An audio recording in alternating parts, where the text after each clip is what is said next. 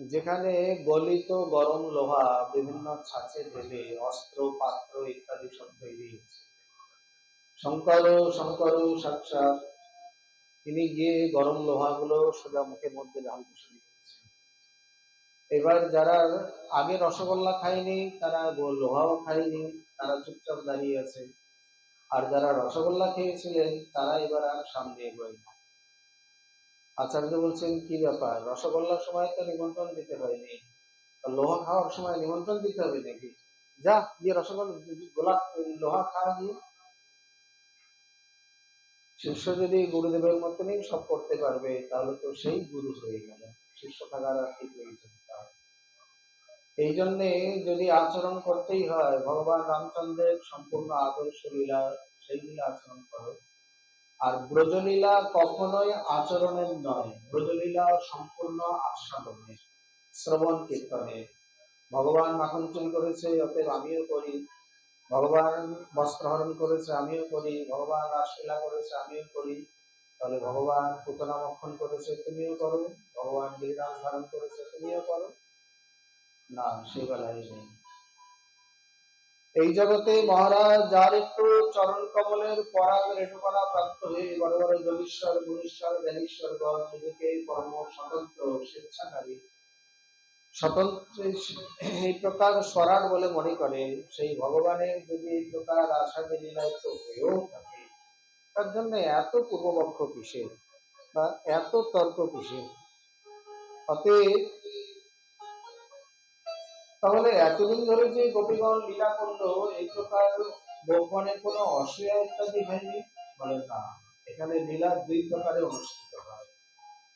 লীলা যদি বহু সময় ব্যাপিনী হয় তাহলে যোগমায়া গোপীগণের ছায়ামূর্তি ভগবানের পার্শ্বে সংরক্ষণ করেন। যেমন ছায়া সীতাকে শ্রী রামচন্দ্র এই রাবণ হরণ করেছিলেন। আবার লীলা যদি অল্পকাল ব্যাপিনী হয় তখন শ্রী ভগবান কি করেন,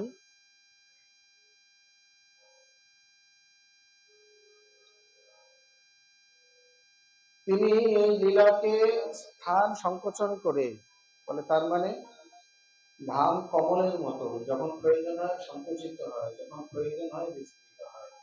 যেমন গিরিরাজ পূজনে ধামকে বিস্তার করলেন, আবার অন্যান্য সময় লীলাকে ধামকে সংকুচিত করে। এটি আমরা একটু দৃষ্টান্তের দ্বারা বুঝি। যেমন যখন সূর্যকুণ্ডে সিদ্ধ মধুসূদন দাস বাবা অবস্থান করছেন, রাধাকুণ্ডে তখন পণ্ডিত জগদানন্দ দাসজি মহারাজ অবস্থান করছেন। তিনি বিখ্যাত পণ্ডিত ছিলেন। একাধারে হরিনামামৃত ব্যাকরণে এবং সেই সঙ্গে গরানহাটি সুরের কীর্তনিয়া মৃদঙ্গ বাদক। উনি একদিন সন্ধ্যাবেলায় মাধুপুরে পেয়ে হাঁটতে হাঁটতে রাধাকুণ্ড থেকে সূর্যকুণ্ডে রওনা দিয়েছেন। রাধাকুণ্ডের 8 কিলোমিটার উত্তরে সূর্যকুণ্ড। যেভাবেই হাঁটুক বড় জোর ঘন্টা 2 লাগবে। মানুষ যদি ঘন্টায় 4 কিলোমিটারও হাঁটে 2 ঘন্টা লাগার কথা। কিন্তু উনি যখন পৌঁছালেন তখন প্রায় ভোর হয়।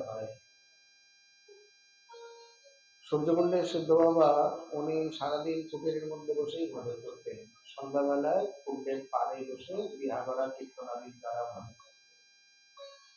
এখন যেমন রাধাকুণ্ড সূর্যকুণ্ড ইত্যাদি গ্রামের মধ্যে দেখা যাচ্ছে, আগে গ্রামের মধ্যে ছিল না, গ্রাম ছিল ছোট, এগুলো সব গ্রামের বাইরেই ছিল। ধীরে ধীরে গ্রাম বাড়তে বাড়তে এগুলো গ্রামের মধ্যে চলে এসেছে। আর ব্রজের একটা সুন্দর রীতি, এরা সন্ধ্যাবেলায় ভোজন করে নেয়, রাত্রে মানে শোয়ার আগে একটু গরম দুধ পেয়ে শুয়ে যায়। এটাই আয়ুর্বেদের মত। বেশি রাত্রি করে ভোজন করা কখনোই স্বাস্থ্যসম্মত নয়। আবার ভোরবেলা তারা উঠে পড়ে, এই জন্য সন্ধ্যার পরে পরে সিদ্ধ বাবা কুণ্ডে বেরিয়ে আসতেন, আর ভোরবেলা লোক চলাচল শুরু হলে আবার কুণ্ডে দিতেন। শেষ রাত্রে যখন পণ্ডিতজিকে দেখলেন, তিনি দেখে রসিকতা করলেন, বললেন, বাহ, সকালে উঠিয়া অমুক দেখিল আমার দিবস যাইবে। পণ্ডিত বাবা বলছেন, রসাবেশে থাকলে রাত্রিকেও দিন বলে মনে হয়। বলে, না পণ্ডিতজি, আপনি অপ্রাকৃত ভাবে আছেন, এই জন্যে রাত্রিকে দিন বলে মনে করছেন বা সন্ধ্যা বলে মনে করছেন, ওই দেখুন পূর্ব দিগন্ত পরিষ্কার হতে চলেছে। এইবার রসিকতা বাস্তবে রূপ দিল। কবি বাবা অবাক হয়ে তাকিয়ে বলছেন, এটা কি করে সম্ভব? আমি সন্ধ্যাবেলায় মাদুগুড়ি পেয়ে রওনা দিয়েছি, পরে 2 ঘন্টা 3 ঘন্টা 4 ঘন্টা লাগুক, কিন্তু সারাটা রাত্রি কিভাবে অতিবাহিত হয়ে গেল? এই দুজনে চিন্তা করতে করতে পরে পণ্ডিতজি বলছেন, আজ আপনার সঙ্গে করে শাস্ত্রের এক অদ্ভুত তাৎপর্য পরিষ্কার হয়ে গেল। কি প্রকার?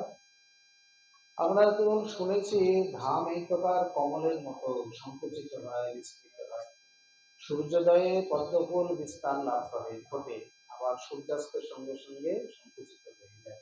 ধামও ঠিক সেই প্রকার, কিন্তু এটি বাস্তবে কোনোদিন দেখিনি, অনুভূতিতে আসেনি। আজ আপনার সঙ্গে করে আমার সেই অনুভব হলো। সে বাবা বলছেন, আমারও হলো। এই জন্যই তো ঠাকুর মশাই লিখেছেন, সাধু সঙ্গে অনুক্ষণ আনন্দিত তন্মন, সদা হয় কৃষ্ণ পরশ। বাস্তবে ধাম যে এই প্রকার কখনো কখনো কোনো কোনো ভাগ্যবাণী দেখিবারে পায়। এই রূপে লীলা যখন অল্প সময় কাল হয়, তখন ধামকে সংকুচিত করে দেয়, আর বহু সময় ব্যাপী হলে তখন ছায়ামূর্তি সংরক্ষণ করে। পরীক্ষিত মহারাজ আবার সেই প্রশ্ন করলেন, ভগবান এই লীলা কেন করতে গেলেন? তার উত্তরে বলছেন, অনুগ্রহায় ভূতানাং মানুষং দেহমাস্থিত ভজতে তাদৃশী ক্রীড়া ইযা শ্রুত্বা তৎপরো ভজতি। এই জগতের জীবকে অনুগ্রহ করবার জন্য তার এই লীলা, যাতে তার লীলা কথা শ্রবণ করে চিত্ত শুদ্ধি লাভে তৎপরায়ণ হয়ে থাকে। এই জন্যই কামের অন্ধকারময় জগতে আলোর প্রকাশ। আচ্ছা, জগতে যদি আলো না থাকতো, চিরকালই অন্ধকার, তাহলে আলো বলে যে কিছু আছে লোকে জানতো কিভাবে? অন্ধকারের মধ্যে আলোর প্রকাশ বা আলোর মধ্যে অন্ধকার হলে তবে তো দুটোকে বুঝতে বোঝা যায়। তেমনি আমরা যে সসুখ বাসনাময় অন্ধকার জগতে রয়েছে, কৃষ্ণ সুখময় আলোর জগৎ, এই সম্বন্ধে আমরা কোনোদিনই জানতাম না, যদি তিনি কৃপা করে এই সকল লীলা আদি বা আচার্যগণ তার তাৎপর্য আমাদের কাছে প্রকাশ না। রাসলীলা যেমন সর্বলীলা মুকুটমণি, তেমনি তার মহিমাটিও সর্বমহিমার মুকুটমণি।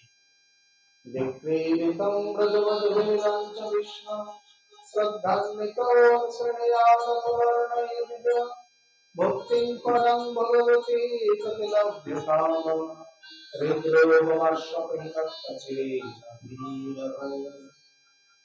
ব্রজবধূ সঙ্গে কৃষ্ণের রাসলীলা গেইহা পরে শোনে করিয়া বিশ্বাস। হৃদরোগ কামতার তৎক্ষণে হয় ক্ষয়, পীর গুণ ক্ষোভ নাই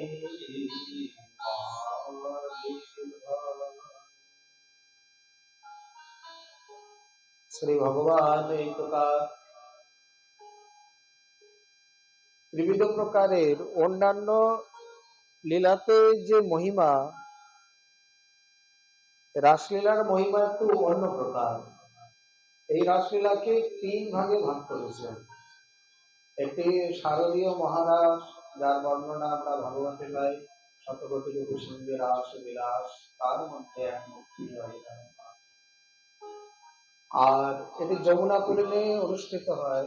গীত গোবিন্দে রয়েছে বাসন্ত রাস, বসন্তকালে চৈত্রী পূর্ণিমায় গোবর্ধনের তটে যে রাস হয়েছিল, চন্দ্র তার কিরণ অমৃত উজাড় করে দিয়ে যায়, যার জন্য যার নাম হয়ে যায় চন্দ্র সরোবর।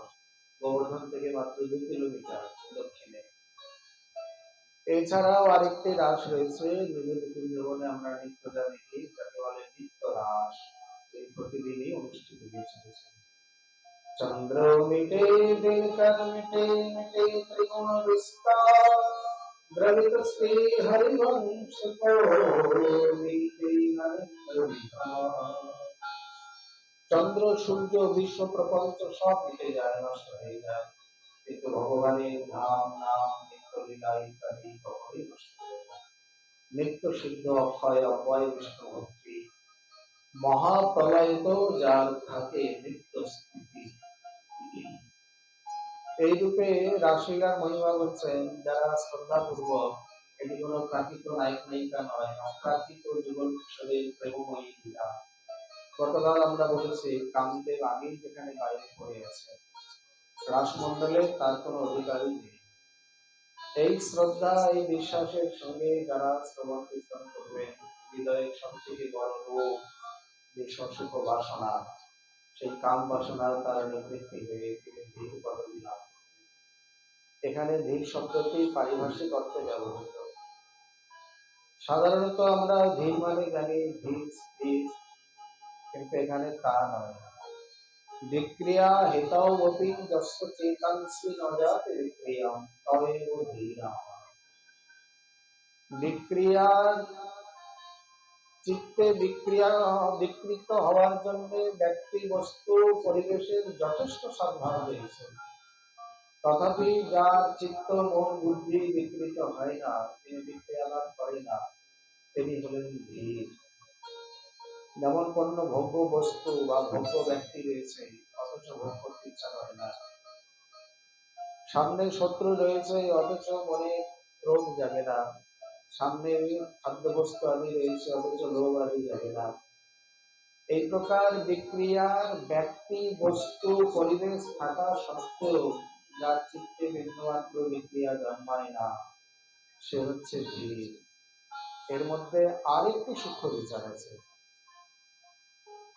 একটি হচ্ছে বিবেকপূর্বক মানে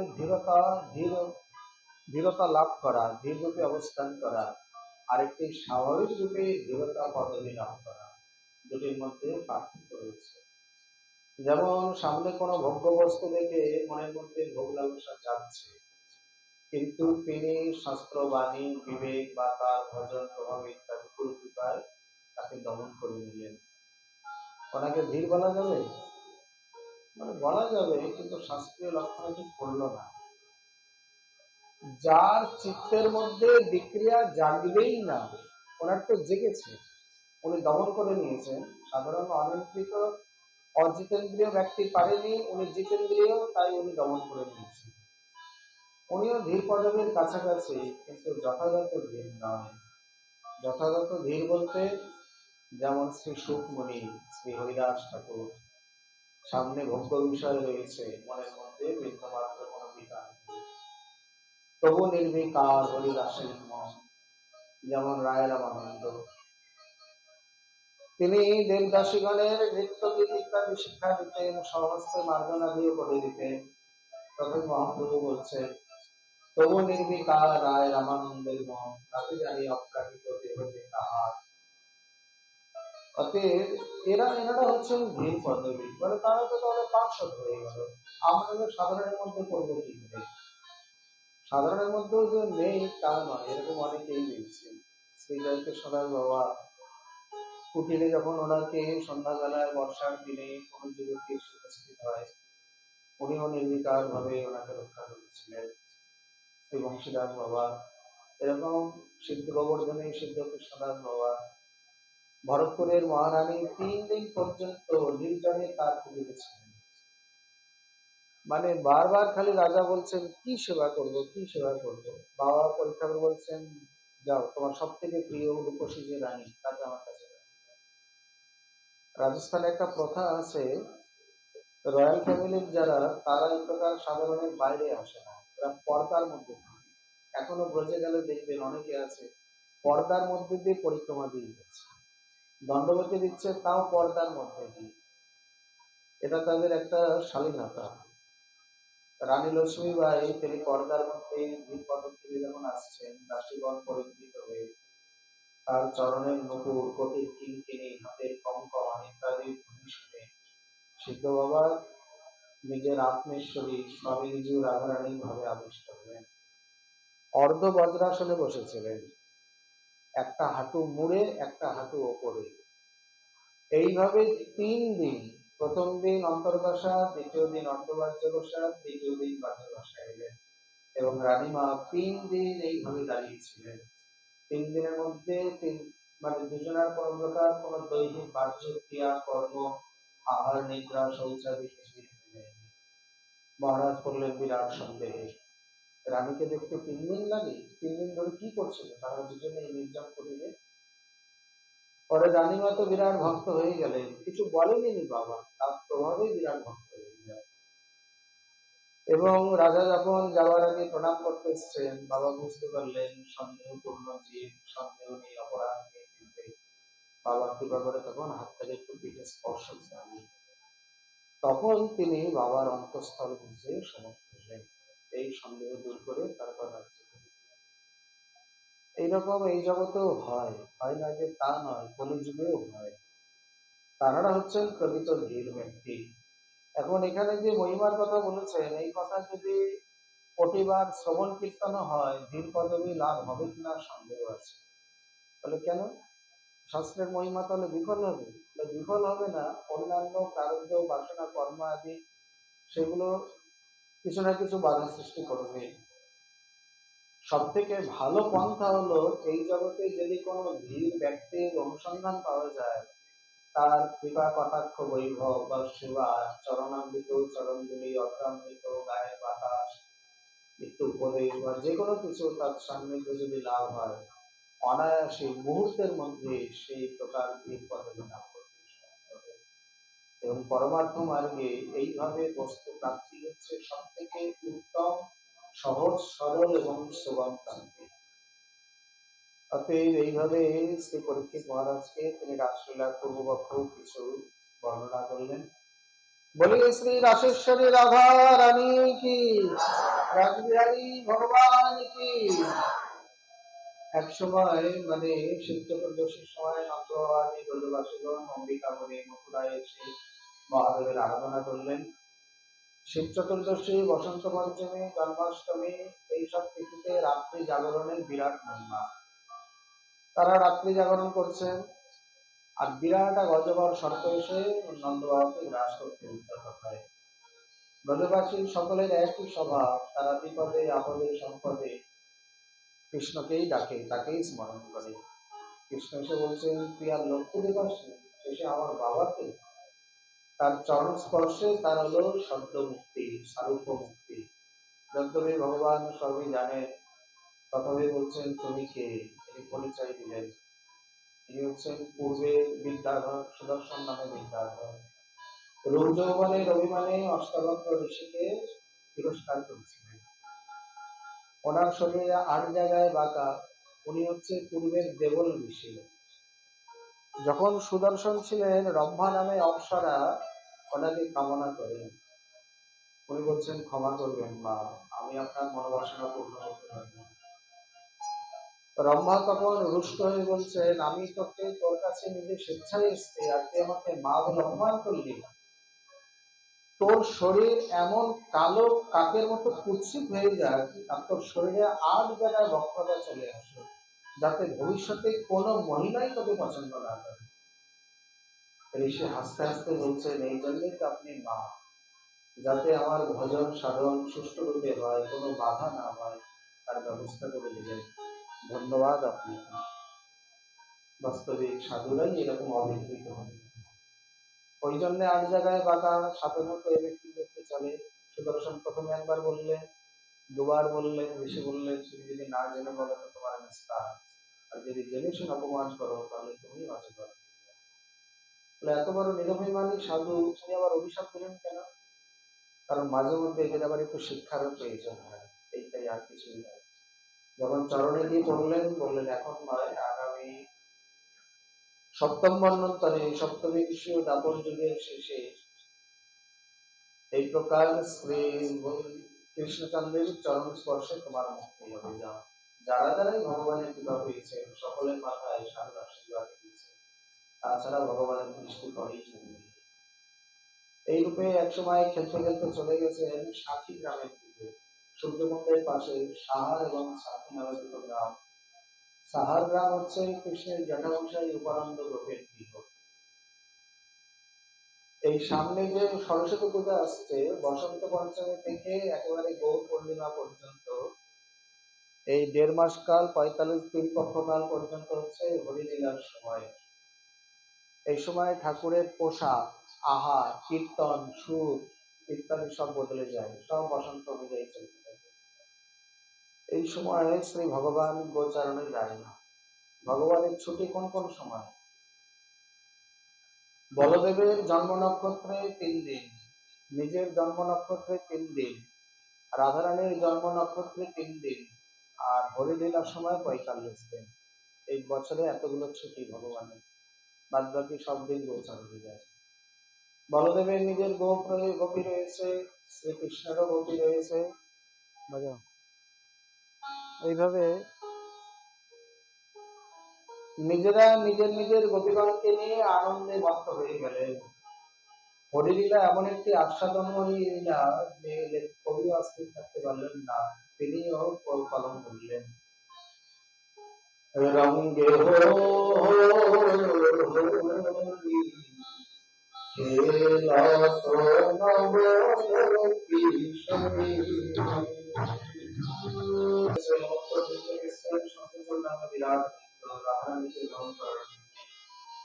রাধারানীও যেমন কৃষ্ণ কৃষ্ণ বলে চিৎকার করতে লাগলেন, তার মাথায় ছিল বিরাট একটি মণি, মানে শঙ্কর মণি, সেটাকে নিয়ে মানুষ জোর করে এক মুষ্টা ঘাস।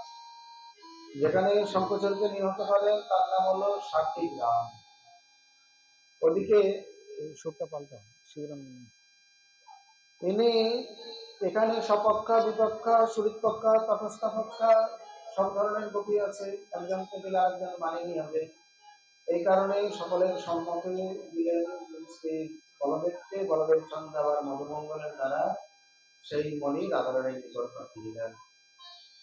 এইভাবে খেলতে খেলতে একসময় চলে এসছে বৃন্দাবন।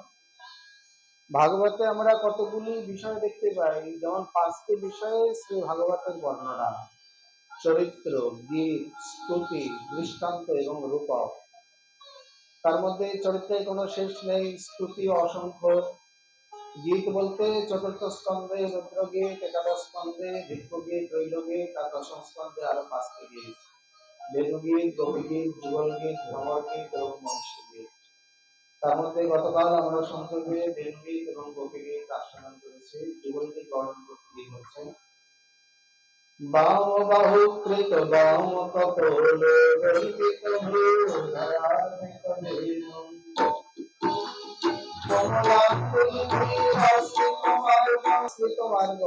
বাম বাহুকৃত বাম কপল, মানে বাম বাহুতে বাম কপল। এর দ্বারা একটা প্রমাণ হয়ে গেল যে ভগবান বাঁশিটা ডান দিকে ধরে। অনেকে আবার একটু চমৎকার করতে গেলে কি বাঁশিটাকে বাঁ দিকে ধরিয়ে দেয়।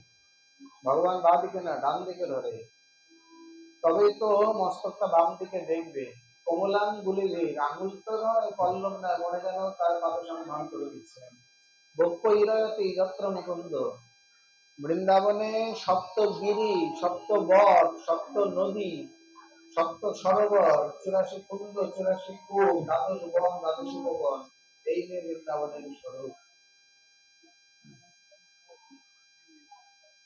দেরি আছে, রুক্মিণী সবার শেষে, পরে অন্য কোনো রাগ বাজাতে পারবে।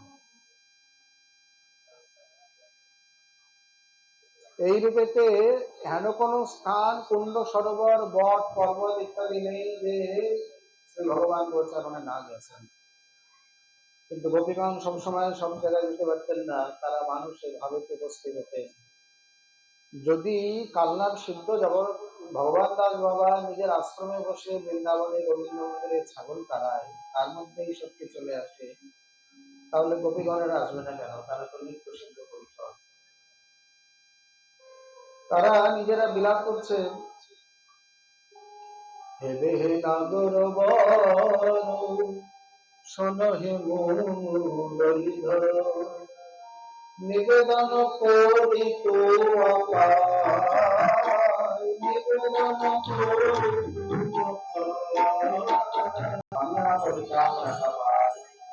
কেবল মনিল সার বামন বিচারে হাত বিচিতি সার ফিরাবে আমার।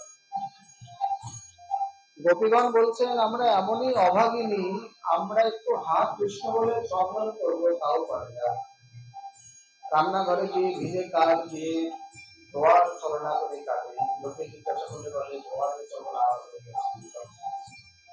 আমরা ওই প্রকার হতভাগিনী না হয়ে যদি বলে ধরি চন্ডালে হতাম বলে মনে ঘুরে বেড়াতাম, তাহলে অনায়াসে আর তার চরণ ধরে পেতাম। এইভাবে গোপীগণ নিজেরা নিজেদের মনের বাসনা ব্যক্ত করলেন। তবু সুখ সত্যি জ্বালা ধরো দেখবে, মা তোমার এই পুত্র 2.5 বছর থেকে এই প্রকার গরুর পিছনে গিয়ে করে বেড়াচ্ছে। এত রাগ রাগিনী শিখলো কবে? কোনোদিন পাঠশালায় তো যায়নি।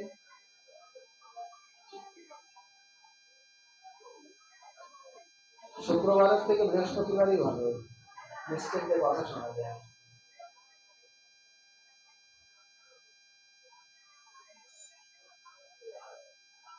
এইভাবে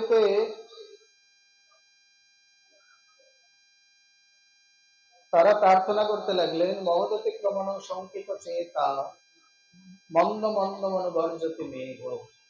তিনি যখন বেদবাদন করেন সারা বৃন্দাবন জুড়ে মেঘ এসে যেন তাকে ছায়া প্রদান করে, শীতল কর নিক্ষেপ করতে থাকে। আর সেই সঙ্গে বৃন্দাবনী যোগমায়া বনদেবী একেবারে সবুজ গালিচা যেন কোমল প্রেমের আস্ফরণ দিয়ে রেখেছে। এখানে জুতো ছাতা ব্যবহারই করতে হয় না, প্রয়োজনই পড়ে না। এইভাবে যুগলগীত বর্ণন করে একদিন বললেন, কেশিঘাটে এসছেন, কংসবর্তী ফেরিতে এসছে কেশি দৈত্য বিরাট ভরা রূপ ধারণ করে, হা করে। ভগবান বলছে তোর বড্ড খিদে লেগেছে না, এনে খা বলে বাহাতটা মুষ্টিবদ্ধ করে দিয়ে দিয়েছে। এমনই মায়া হাতটাকে ধরে নিয়েছে। ঘোড়া কোনোদিন এসব খায়নি, কিন্তু দৈত্য তো এমন উত্তপ্ত লৌহখণ্ডের মতো মনে হলো, তার কাটতে পারলেন না। যেখানে কেশি দৈত্য নিয়ে যায় তার নাম কেশি ঘাট, অথবা দেবীর কেশকলা নিপতিত হয়েছে যেখানে তার নাম কেশি ঘাট। দেবী হচ্ছে ভৈরবী কাত্যায়নী, আর ভৈরব হচ্ছে শ্রীভূষেশ্বর মহাদেব। বোমাসুর ইত্যাদিকে নিহত করে শ্রী দেবর্ষী নারদ এসে বলছেন, প্রভু এইভাবে একদিন অরিষ্টাসুরকে নিধন করলেন, কংস করতে পেরেছে বিরাট অরিষ্টাসুর, উত্তম তুচ্ছন ভ্রমণ মেঘ। ওইটাকে পড়ুন, মিঠের আসছে। তিনি এমন ভাবে কৃষ্ণকে মারতে এসছেন, করলেন কি বাম হাতে দিলেন এক ধাক্কা, 18 পা দূরে গিয়ে হড়বড় করে পড়লেন। অরিষ্ট ভাবছে আমি এত বলবান অসুর, আমাকে ধাক্কা দিয়ে ফেলে দিল। আচ্ছা একবার নয় অসাবধান হয়েছে, দ্বিতীয়বার যখন মারতে এসছেন যেমন ভিজে কাপড় থেকে জল নিষ্কাশন করে তেমনি দুমড়ে মুচড়ে মেরে দিলেন। কথাটা সব জায়গায় প্রচার হয়ে গেল। মা ভাবছেন দেখো তো অন্যদিন কোনো বগুলা টগুলা মারি, আজকে গোজাতি আমাদের দেবতা তাকে হত্যা করলো। সন্ধ্যাবেলায় যখন কুঞ্জে প্রবেশ করতে যাবেন, ললিতা বলছেন একটু দাঁড়াও। বলে কেন? কেন আবার? তুমি জানো না তুমি গোহত্যা পাপে পাপী। অন্যদিন তোমার সঙ্গে যেমন ভাবে খেলতাম আজকে সেভাবে খেলবো না। কৃষ্ণ বলছে ললিতা তোমার কেবল বড় বড় কথা, তাকে হত্যা না করলে বৃন্দাবনে গরু বাছুর কেউ থাকতো না। বলে সেটা পরে, তাহলে কি করতে হবে? বলে প্রায়শ্চিত্ত করতে হবে, জীবনে যত তীর্থ আছে সেই তীর্থ থেকে স্নান করে আসো। কারণ আমরাও পূর্ণমাসী দেবীর কাছে ভাগবত করেছি। কি করেছেন? বলে ইন্দ্র বৃত্রাসুরকে হত্যা করলো, তার যদি ব্রহ্মহত্যার পাপ লাগে তাহলে তোমার কেন লাগবে না? বলে বাবা এই ঘুটে পুরাণী গুলো আবার একেবারে পণ্ডিত কবে থেকে হলে, কি সুন্দর যুক্তি দিচ্ছে দেখো। দেখো আলাপাত গাত্র সংস্পর্শাৎ নিঃশ্বাসাৎ সহভোজনাৎ সঞ্চরন্তি ইহ পাপানি তৈলবিন্দু নিলাম্বসা। জলেতে এক ফোঁটা তেল দিলে যেমন তেলটা চারিদিকে ছড়িয়ে যায়, তেমনি পাপী ব্যক্তির সঙ্গে আলাপ করলে, গায়ে গা ঠেকিয়ে বসলে, নিঃশ্বাস করলে, একত্রে ভজন ভোজন স্মরণ করলে নিষ্পাপ ব্যক্তির মধ্যে ওই পাপগুলো সঞ্চারিত হয়। তুমি গোহত্যা পাপে পাপী, পাপের যা প্রায়শ্চিত্ত করে আসো। কৃষ্ণ বলছেন ত্রিভুবনে কত তীর্থ জানো তো? তাহলে আমি আসি। এখন আর কেউ কোনো মুখে বলতে পারছেন না। কিভাবে বলবেন? ত্রুটির যুগায়তে ত্বাম অপশ্যতাম। এক ত্রুটিকাল না দেখলে এক যুগের মতো মনে হয় যাবে। এত তীর্থ ঘুরে আসবে কি করে বলবেন? কৃষ্ণ মনোভাব বুঝে বলছেন, আচ্ছা আমি যদি তীর্থকে আহ্বান করে স্নান করি বলে হ্যাঁ হ্যাঁ, তীর্থ স্নান দিয়ে কথা, তুমি গিয়েই করো আর এলেই করো। বর্তমানে যে রাধাকুণ্ড শ্যামকুণ্ড, তার মধ্যে আরো দুটি কুণ্ড আছে। রাধাকুণ্ডের মধ্যে রয়েছে কঙ্কন কুণ্ড, আর শ্যামকুণ্ডের মধ্যে রয়েছে বজ্রনাথ কুণ্ড। এর স্যাটেলাইটে তোলা যে ছবি দেখবেন পরিষ্কার, বামপদের গোড়ালে দিয়ে তিনি আঘাত করেছিলেন, শ্যামকুণ্ডটা পুরো চরণাকৃতি। যদি দাস গোস্বামী অনেক চেষ্টা করেছিলেন একে সোজা করতে গিয়ে, কিন্তু পঞ্চপাণ্ডব বললেন, রঘুনাথ আমরা 5 ভাই এখানে আছি, আমাদেরকে বিতাড়িত করো না। এই পঞ্চপাণ্ডবের অবস্থান সম্মান দিতে গিয়ে কুণ্ড যেই বাঁকা সেই বাঁকাই হয়ে গেল। আসলে বাঁকার সবই বাঁকা, এর নাম বাঁকা, এর লীলা বাঁকা, এর আচরণ বাঁকা, এর কুণ্ডটাও বাঁকা। রাধারানী সোজা রাধা, কোনো বাঁকা টারা কিছু নেই। কুণ্ড একেবারে দিব্য চতুষ্কোণ সোজা, বাঁকার সবই বাঁকা। এইভাবেতে তিনি প্রথমে পাতালে ভগবতী গঙ্গাকে আহ্বান করলেন। স্নান করার পর গয়া, গঙ্গা, কাশী, প্রয়াগ, পুষ্কর ইত্যাদি স্নান করে বলছেন, এবার আমি আর তোমাদের স্পর্শ করবো না। বলে কেন? কেন মানে আমি কি বলে তীর্থে স্নান করে পবিত্র, আর তোমরা বড় জোর এই যমুনা, মানসী গঙ্গা, তাহলে কুয়ার জল তুলে পাখির মতো স্নান করে যাও। রাধারানী বলছেন, ললিতে একটা কুণ্ড করে এত অভিমান, আমরাও করবো। কিভাবে করবে? সে পুরুষ মানুষ, তার পায়ে জোর আছে। বলে দেখ না কোথাও কোনো নরম মাটি মাটি আছে কিনা। অরিষ্টকে যেখানে ধাক্কা দিয়ে ফেলেছিলেন সেই জায়গাটা একটা বড় গর্ত হয়ে যায়। বলে নেই তো এই জায়গার মাটি নরম, নেই, হাতের কঙ্কন খুলে নেই। একটু একটু করে খনন করতে করতে 2 ঘটিকার মধ্যে দীর্ঘ চতুষ্কোণ সরোবর হয়ে গেল। কুণ্ড সংস্কারের সময় যারা কঙ্কন কুণ্ড দেখেছেন, কঙ্কন কুণ্ড বেশ বড়ই, আর কঙ্কন কুণ্ডের জল হচ্ছে একেবারে ডাবের জলের মতো রংটা, আর যা ঠান্ডা, মানে মনে হয় বরফ বলে আসছে নাকি কে জানি। চারিদিকে অসংখ্য ঝর্ণার মতো শুধু জল বেরোচ্ছে, ওগুলো হচ্ছে একটা তীর্থ। কিন্তু কি আশ্চর্য দেখুন, আজ পর্যন্ত রাধাকুণ্ডে যত মানে ঠিকাদার এসছে, লেবার ইত্যাদি, ঘন্টাখানেক দমকল বন্ধ করলেই কুণ্ড ভরে যায়। কিন্তু নিরন্তর যে জল বেরোচ্ছে, অথচ কুণ্ড ছাপিয়ে যায় না, একটা নির্দিষ্ট সীমায় এসে স্থির হয়ে যায়। এবং কুণ্ডের যে কত বিচিত্র রং, লাল, সাদা, সবুজ, কালো, হলুদ, এক এক সময় এক এক রকম, বিভিন্ন তীর্থের প্রাদুর্ভাবে এই বৈচিত্র্য। এইভাবে কুণ্ড তো করেছেন, কিন্তু জল তো নেই। এবার কৃষ্ণের পরিহাসকে দেখে, বলে এইবার কুণ্ড তো করলে, জল কোথায় পাবে? আমি আমার কুণ্ডের 1 বিন্দু জল দেব না। রাধারানী বলছেন, তোমার গোহত্যা পাপ ধোয়া জল নেবেও না। তাহলে আমি এখনই বনদেবীকে বলবো অসংখ্য কলসি দেবে, আর আমার শরীর অভাব নেই, এই মানসী গঙ্গা থেকে কবি 1 কলসি পবিত্র জল এনে ঢাললেই আমার কুণ্ড ভরে যাবে। তিনি সঙ্গে সঙ্গে কৃষ্ণচন্দ্র তীর্থগণকে ইশারা করে দিলেন, আমি তোমাদের বৃন্দাবনে আহ্বান করেছি বটে, কিন্তু বৃন্দাবনের অধীশ্বর আমি নই। বৃন্দাবনে আসলেও, বৃন্দাবনে বাস করতে গেলে রাধারানীর কৃপা ছাড়া সম্ভব নয়। অতএব যাও, তার চরণে গিয়ে শরণাগত হও। সকলে মিলে স্তুতি করতে লাগলেন, মুনীন্দ্র বৃন্দ বন্দিত। কোথাকার শ্লোক? এটা কোন স্তবের শ্লোক? হ্যাঁ, তোমাকে বলতে বলেছি? এটা একটি বিখ্যাত স্তবরাজ, রাধা কৃপা কটাক্ষ স্তোত্র। গৌড়ীয় বৈষ্ণব মাত্রে মুখস্থ থাকা উচিত, রোজ পাঠ করা উচিত। এই রূপে সকলে আহ্বান করলেন, তথাপি রাধারানী কোনো সাড়া দিলেন না। তিনি আবার বলছেন, বলে দেখো, প্রেমভক্ত যদি শ্রদ্ধাবান প্রসাদম যদিচ্ছসি তদা রাধায় নারদ ভাবে ও রাধায় আরাধ্য। যদি প্রেমভক্তিতে শ্রদ্ধা থাকে, আমার কৃপালাভের ইচ্ছা থাকে, তাহলে হে নারদ, ভাবের সহিত রাধারানীর আরাধনা করো। সত্যম সত্যম পুনঃ সত্যম, সত্যম এব পুনঃ পুনঃ, বিনা রাধা প্রসাদেন মৎ প্রসাদম ন বিদ্যতে। আমি সত্য সত্য কি সত্য বলে বলছি, রাধারানীর কৃপা ছাড়া আমার কৃপাতে কোনোদিন লাভ করতে পারে না। রাধিকা ভজনে যদি মতি নাহি গেলা, শ্রীকৃষ্ণ ভজন তব অকারণে গেলা। গৌরতেজ গৌরতেজ বিনাদস্তু শ্যাম তেজ সমর্চয়ে, জপেদ বা ধ্যায়েদ বাপি স্বভাবের পার্বতী শিবে। শ্রীমান মহাদেব পার্বতী দেবীকে বলছেন, হে দেবী, রাধারানীকে বাদ দিয়ে যারা শ্যামসুন্দরের আরাধনা করতে চায় বা শ্যামসুন্দর আস্বাদন করতে চায় তারা পাতকী, তাদের এই প্রকার পাতকিত্ব লাভ হয়ে থাকবে। শ্রী দাস গোস্বামী নিজেই বলছেন, যারা এই প্রকার শ্যামসুন্দর রাধারানীকে বাদ দিয়ে শ্যামসুন্দর রসাস্বাদন করতে ইচ্ছা করে তারা অমাবস্যার দিন পূর্ণিমার চাঁদকে কামনা করে। পূর্ণিমার চাঁদ পূর্ণিমার দিনেই পূর্ণ পাওয়া যায় না, যতটুকু পূর্ণিমার তিথি ততটুকুই পূর্ণ। যেই পূর্ণিমার তিথি শেষ হয়ে গেল সঙ্গে সঙ্গে চাঁদ ক্ষয় হতে শুরু হয়, অমাবস্যাতে পাবেই কি করে? তারা দাম্ভিক, তাদের সঙ্গে স্বপ্নেও যেন আমার সাক্ষাৎ না ঘটে। তিনি এই প্রকার রাধা নিষ্ঠা দেখিয়েছেন। এই রূপে তারা আবার গিয়ে স্তুতি করতে লাগলেন, রাধে ঝুঁকে চরণ ধরি ধরি রাধে ঝুঁকে।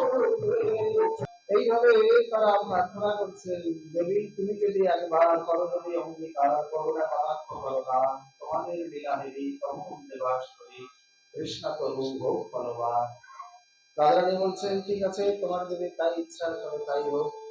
বলার সঙ্গে সঙ্গে দুই কুণ্ডের মাঝখানে যে ছোট্ট বাঁধ ছিল সেই বাঁধ ভেঙে দুই কুণ্ড একাকার হয়ে গেল।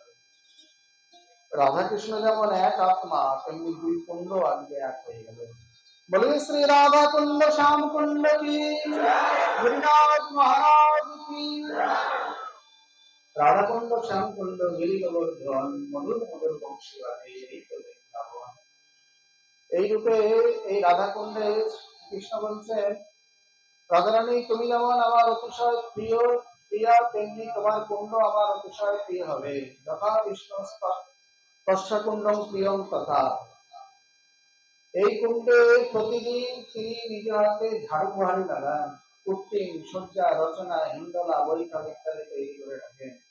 শ্রী রাধারানী জানলেন, মহারাজ শ্রী রাধিকা अष्ट सखी के जो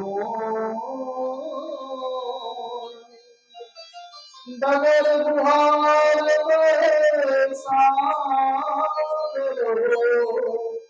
जय जय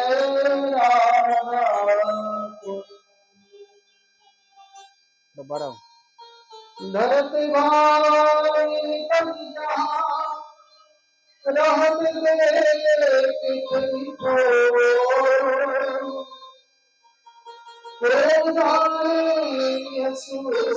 सखी बीना रसे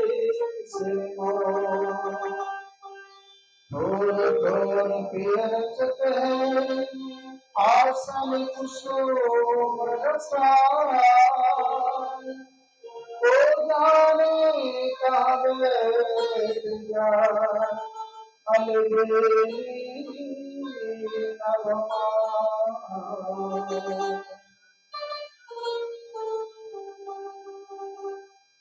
প্রত্যেকটি বৃক্ষলতা বিতর্কিতান সব কৃষ্ণের হাতে রহিত শিক্ষিত বর্ধিত আকৃত। যেমন গহ্বর কুণ্ড এর নাম রাধা সরোবর, রাধারানীর হস্তে বৃক্ষলতা বিতর্কিতান সব রহিত শিক্ষিত বর্ধিত আকৃত। ঠিক তদ্রূপ রাধারানী বলছেন, আমিও তোমার প্রিয়তার জন্য তোমার কুণ্ডে স্নান করব। রাধাকুণ্ডের চারপাশে রয়েছে অষ্টসুবীর কুঞ্জ, মধ্যখানে অনঙ্গরঙ্গম বুজকুঞ্জ শ্রী অরঙ্গমঞ্জনী, আর নৈদিক কোণে রয়েছে পদ্ম মন্দির মধ্যাহ্নকালীন বিশ্রামাগার। আর শ্যামকুণ্ডে প্রথমে রয়েছে সুবল শাখার কুঞ্জ, মানস পবন ঘাট, যেখানে শ্রীমতী রাধারানী প্রতিদিন স্নান করেন। শ্যামকুণ্ডের পাশে অষ্ট শাখার কুঞ্জ আছে, কিন্তু সখীরা সেগুলো দখল করে নিয়েছে, সখারা থাকতে পারে না। বিশেষ করে ভাদ্রে শুক্লপক্ষে অষ্টমের মধ্যে যে অষ্টসখের জন্মতিথি, তাতে এই কুঞ্জেই রাত্রিবেলার আশা লীলা অনুষ্ঠিত হয়ে থাকে। এই রাধাকুণ্ড শ্যামকুণ্ডের কত মহিমা কে বলতে পারে। এখানে শ্রী মহাজনগণ বলছেন, বলে দেখো এই যে রাধাকুণ্ড শ্যামকুণ্ডের এত মহিমা, এই মহিমাকে যতই বলা যাবে না কেন কোনো মতেই শেষ করা যাবে না। কিভাবে? রাধা কুণ্ডলতি অখণ্ড মহিমা সকলে পরে জয়ী চনবারি তৈ চন প্যারি সহ সেবা করুরে জয়ী চনবারি তৈ চন শ্যাম সুন্দর শ্যাম সোমকে শ্যাম সুন্দর শ্যাম সোমকে